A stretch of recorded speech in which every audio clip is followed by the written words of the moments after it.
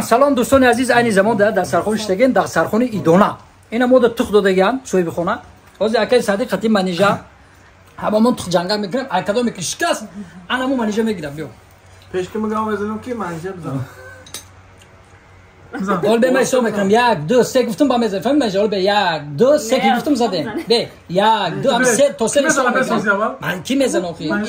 نه بهش ما بزنه چوا ای بزنم اوکی تو باید میزدی بیالی اکثر رفته یک دو سه گفتم بزن یک دو سه شکست تو زور میزدی اکا منیجه میدونی سای نه اینجورا مال فرزگی بود اکای ساندارم و در دهن میره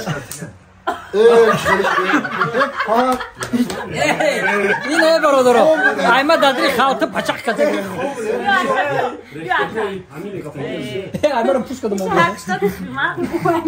کی غالب شده شو غالب منیجه شید ای کی اکی سادی تر منیجه شید ملادش یک خرسک برای منیجه شاید تو چی اینه برادرو امی تکما مام همیدا توفه میکنم من دو تا دیگه دارم مام اینا من دو تا دو دستوی بخونم دو تا دیگه چیکار تخمگا سلام علیکم. شخصانی که حجت‌هایشان با آخر است و می‌خواهند گرانسی قزاقستان را پریسکت کنند، با رقم‌های مویدین زنگ زنید. سراغ مترو ودن استادیون مراجعت کنید.